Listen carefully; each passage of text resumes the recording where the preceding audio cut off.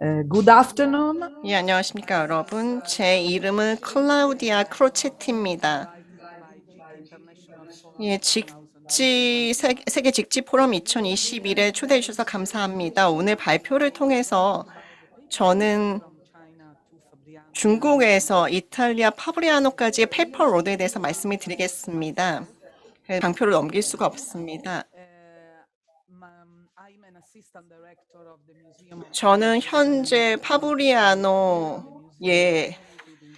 종이 워터마크 박물관의 부소장입니다. 그래서 로마에서 한 2시간 반 정도 거리에 있습니다.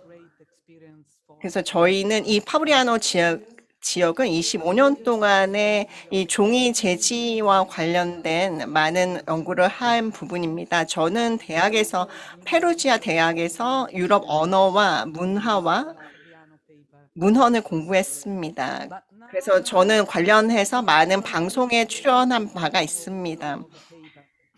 지금 앞서서 다른 분의 발표를 아주 잘 들었습니다.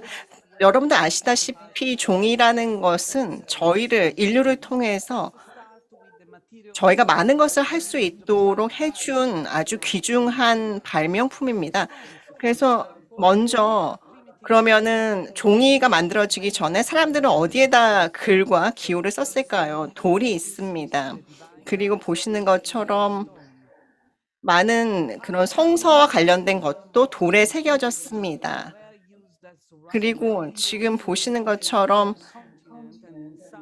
인도와 또 남아시아에 걸쳐서 이러한 기술들이 BC 3세기에 계속해서 전파가 되었습니다.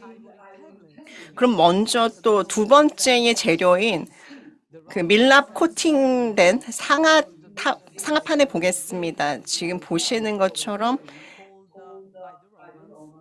그래서 로마 사람들이 스타일루스라고 부르는 것이 이 밀랍 코팅 상아판에 상각이 되었습니다.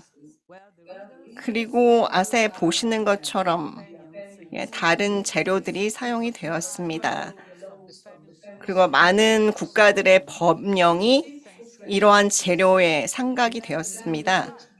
그리고 보시는 것처럼 자작나무 껍질도 사용이 되었습니다. 인도 서부에서 사용이 되었습니다. 그러면 이집트 사람들은 무엇을 사용을 했었을까요? 파피루스를 사용했습니다. BC 16세기에 이집트인들은 파피루스에다가 글을 새겼습니다. 파피루스는 이 지역에 그리고 이 시대에 굉장히 많은 지역에서 사용이 되었습니다. 그리고 양피지가 사용이 되었습니다. 그리고 특히나 이런 동물에서 특히 양의 가죽이 양피지로 사용이 되었습니다. 굉장히 내구성이 강하고 안정적인 재료로서 양피지가 사용이 되었습니다. 그 다음에 종이가 만들어지게 되었습니다. 그러면은 이제 중국을 한번 보겠습니다. 중국에서는 채륜이라는 학자가 종이를 발명을 했습니다.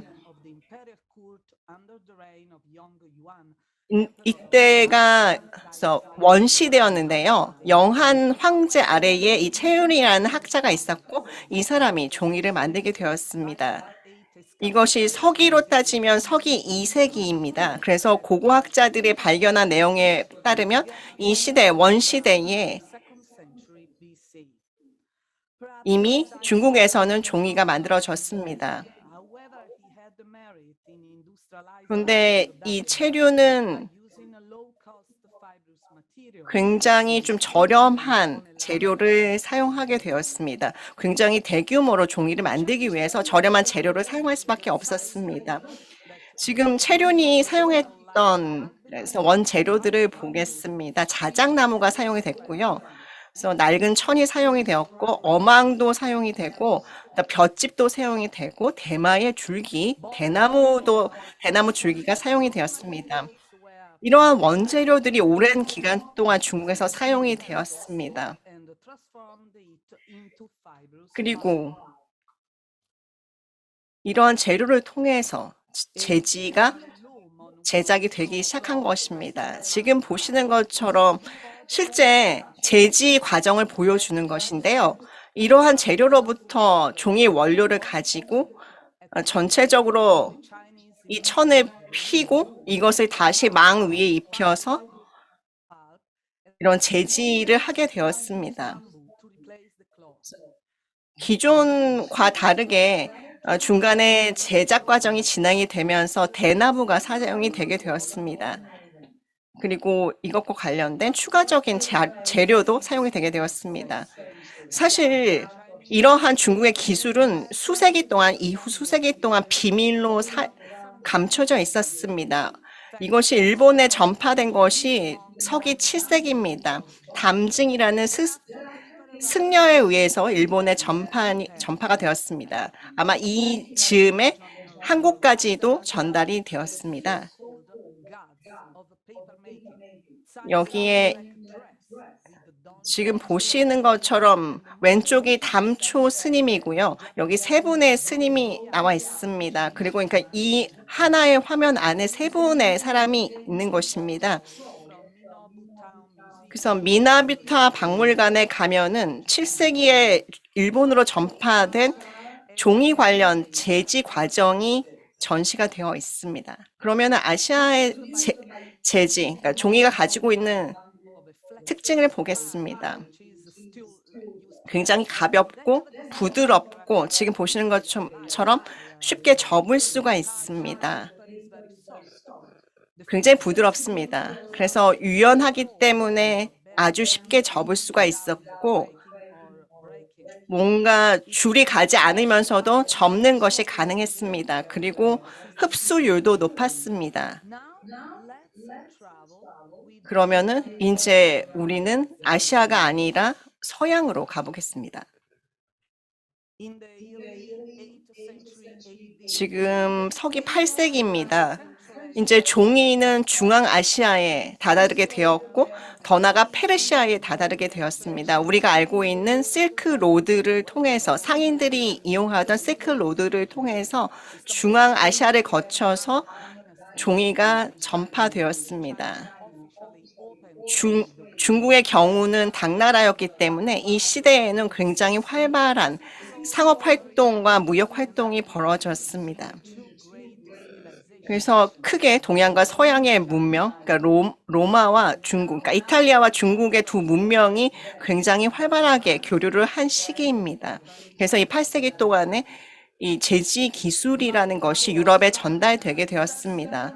그런데 서기 751년에 아주 큰 전쟁이 중국과 아랍의 아바스 왕조 사이에 벌어졌습니다. 이때에 당나라 군대가 패배를 하게 되었고 중국의 군인들이 포로로 아랍으로 잡혀가게 되었습니다. 그래서 이 중동에서 중국이 가지고 있던 제지 기술이 아랍을 통해서 유럽까지 알려지게 되었습니다. 그럼 아랍에서는 제지와 관련해서 어떠한 혁신 기술이 나왔을까요? 이때의 원재료로는 섬유소가, 그러니까 대마나 아마의 섬유소가 사용이 되었습니다. 그리고 훔쳐온 그런 미라에 있었던 아마를 이용을 하게 되었고 또 요트에 있었던 닷이 원재료로 사용이 되게 되었습니다. 그리고 이 시대의 또 하나의 혁신을 보겠습니다. 완전히 좀 새로운 기술이 사용이 됐습니다. 그리고 대나무가 사용이 되었고요. 청동으로 된 막대기가 사용이 되었고 또 여기 나와 있는 것처럼 말의 그런 털을 이용해서 이러한 틀의 끝 모서리를 묶는 것이 기술로 사용이 되었습니다. 이때에 이런 종이와 펠트라는 것을 다시 나사 프레스 아래에 넣어서 이것을 조이고 압력을 넣음으로써 여분의 물을 빼내는 이런 기술이 사용되었습니다. 이 시대에 아랍 지역에서는 바그다드, 또 바스커스에서 제지를 통해서 종이가 만들어졌습니다. 이 기술은 다시 지중해에 있는 국가들로 전파가 되었습니다. 첫 번째 유럽에서는 어떤 국가에서 종이가 만들어졌을까요? 저희 가장 오래된 문서 기록을 보면 샤티바라는 스페인 도시에서 유럽 전체에서는 처음으로 종이가 만들어졌습니다. 이것은 아마도 이 지역에 이슬람 인구가 살고 있었기 때문입니다. 그러면 스페인에서 또 어느 지역으로 이 기술이 전달이 되었을까요? 관련된 문헌 기록을 보면은 제노바에 있는 법령에 처음으로 종이가 사용이 되었습니다. 이게 서기한 1235년 정도이고요. 그다음에 1240년대에 롬바르디아 지역에서도 법령에 종이가 사용이 되었고 또 13세기에 아말피에서 처음으로 그러니까 종이의 제작이 이루어졌습니다. 그러니까 13세기에 이탈리아의 제지 기술이 전달이 된 것입니다. 지금 유럽에서 된 가장 오래된 문헌 기록을 보면은 이것은 백작 부인인 아델라세 델 파스토가 작성을 했던 서한입니다. 이 백작 부인은 이 시대 시실리의 백작이었던 루게로의 아내였습니다. 이때는 아랍의 종이가 사용이 됐었고요. 이것은 아마로 만든 것이었고 이 기록은 팔메로에 있는 국립기록보관소에서 보관이 되고 있습니다. 이때 사용되었던 언어는 그리스어와 아랍어로 작성이 된 것입니다. 이 문서를 발견함으로써 기존에 있었던 가정, 첫 번째 유럽의 제지 기술이 들어온 것이 한 13세기였구나 하는 것을 확인할 수가 있었습니다. 다시 이 이후에 제가 태어난 고장인 파브리아노로 이 기술이 전달이 되었습니다. 13세기에 이 제지 기술은 파브리아노에 전파가 되었습니다. 이때의 파브리아노에는 다양한 제지 업체들이 있었습니다. 이때 브레타라는 곳이 있었는데요. 이쪽에 있던 공증과 관련된 그런 법령에 이 기술이 사용이 됐습니다. 이 파브리아노엔 다양한 제지 업체들이 있었습니다. 역사가들은 이렇게 얘기를 합니다. 지금 옛날에 기사단이 이 종이를 들여오게 되었고 이 사람들은 십자군 전쟁에 참여했던 기사들이었다고 합니다. 그리고 이 외에도 이 제지와 관련된 전통을 보면은 이런 성지로부터 이 기술이 들어오게 되었다. 그리고 많은 또 역사가들은 특히나 이 파브리아노가 이런 기술을 크게 발전시킬 수 있었던 거는 카스텔라노라는 강이 있었고 이 지역에서의 공예 장인들과 상업인의 활동이 활발했고 그리고 이 지역에서 다양한 제지 업체들이 많은 혁신을 만들었다고 이야기하고 있습니다. 이 지역은 많은 상인들이 다른 지역으로부터 물건을 들여오고 또 이 지역에 있는 종이를 다른 지역으로 가져갔던 그런 지역이 바로 파브리아노입니다. 여기서 저희가 잊지 말아야 될 것은 새로운 활동이 이 지역에서 시작이 되었고 이것을 통해서 파브리아노에서의 제지 기술의 발전이 촉진되었다는 것입니다. 그럼 어떤 활동이 있었는지를 보겠습니다. 파브리아노는 특히 제지 관련된 활동이 매우 활발하게 열렸습니다. 파브리아노의 위치를 보면은 카스텔라노 강 근처에 위치하고 있었습니다. 그 당시에 있었던 수도에서 한 걸어서 12시간 정도의 위치에 있었고요. 이때에 많은 장인들 또 상인들 그리고 무도장이들 그리고 신발을 만드는 이런 장인들이 이곳에 몰려 있었습니다. 그래서 이 지역에서 이러한 다른 산업과 함께 제지 산업이 발전을 하게 되었습니다. 이것이 13세기 파브리아노에서의 제지 산업 발전의 중요한 요소들입니다. 지금 보시는 것처럼 유압식 해머 기계가 개발이 되었습니다. 그래서 또 이것과 더불어서 동물로부터 얻은 젤라틴 요소를 하나의 머티리얼로 재료로 사용할 수가 있었습니다. 그럼 먼저 말씀드린 유압식 해머밀 기계를 설명을 드리겠습니다. 지금 보신 것처럼 첫 번째로 좀 대량으로 종이를 만들 수 있게끔 한 것이고요. 이 종이의 질을 크게 개선시킬 수 있게 된 것이 바로 이러한 유압식 해머 기계입니다. 그래서 파브리아노에는 많은 천과 관련된 거래를 하는 상인들이 왔기 때문에 이분들을 통해서 얻은 여러 종류의 천들을 다시 이 유압식 기계를 이용해서 종이로 전환시킬 수가 있었습니다. 그리고 이 기계를 이용하게 됨으로써 저희는 이 수레를 통해서 회전식 운동을 통해서 해머를 움직이고 이것을 통해서 여러 종류의 천을 아주 작은 섬유소로 바꿀 수가 있었습니다. 그래서 이 그림에서 보시는 것처럼 천들이 아주 작은 조각으로 이렇게 분해된 것을 보실 수가 있습니다. 그러면 동물 젤라틴을 보겠습니다. 중국은 사실 동물성 재료가 아니라 이끼에서 얻은 점액질을 이용했었는데요. 그것과 달리 파브리아노에서는 동물의 가죽에서 얻은 젤라틴을 이용했습니다.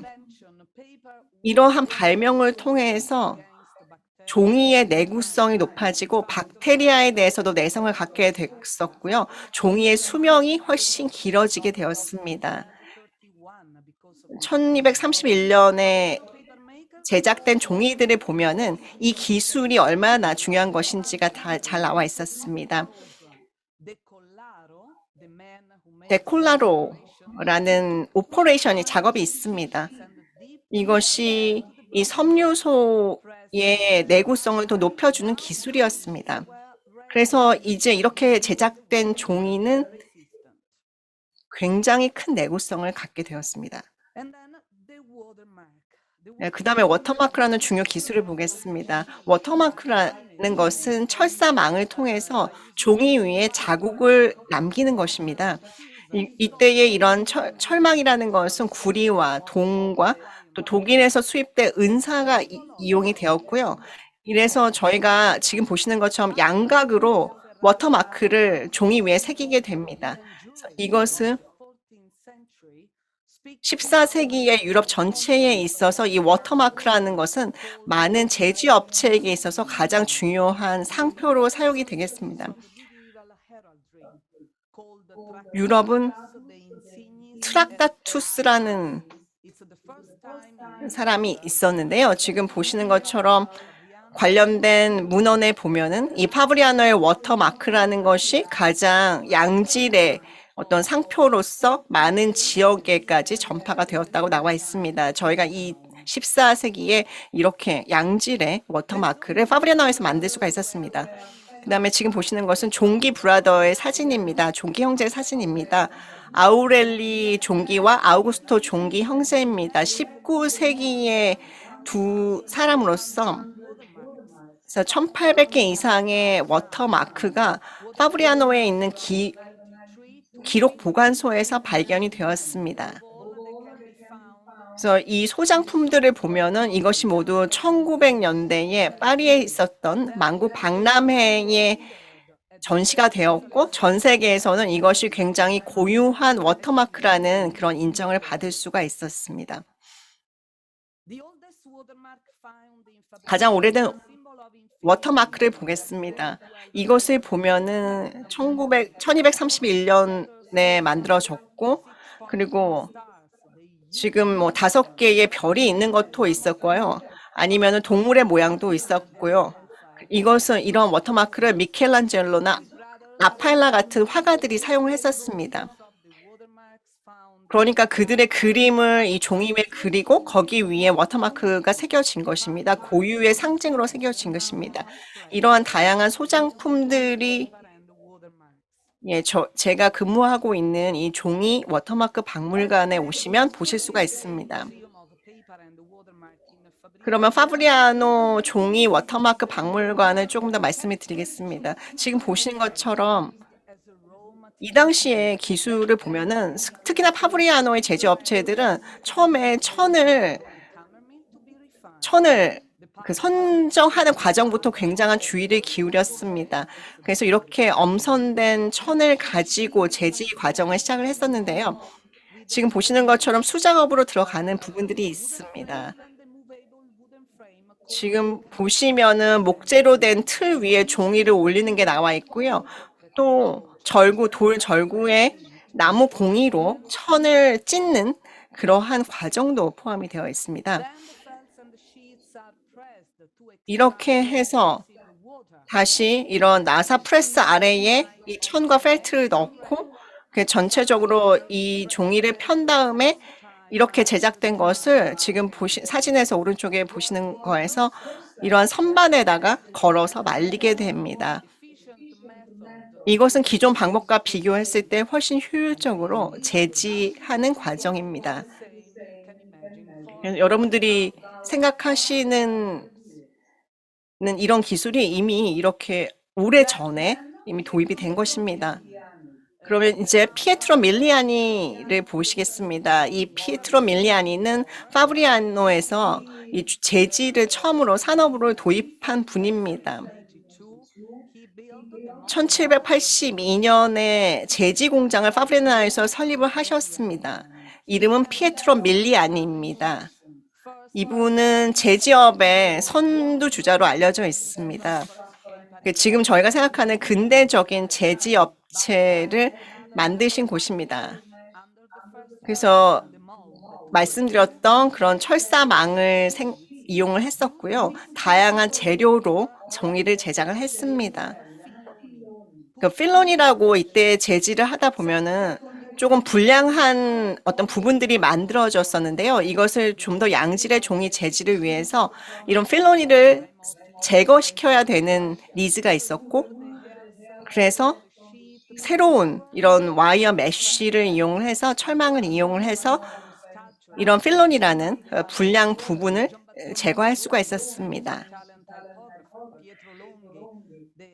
그래서 이러한 양질의 종이를 안토니오 카노바, 루드비 반 베토벤, 지안바스타니 볼도니 같이 이 당대의 유명한 음악가, Sorry? Okay. Very fine and yes, very fine. 그래서 굉장히 섬세한 종이가 이러한 식으로 개발이 되었습니다. 그 다음에 저희가 기억해야 될 사람은 잠바티아니 밀라티입니다. 1856년에 탄생하신 분입니다. 이분은 밀라니 가문의 자손이시고요.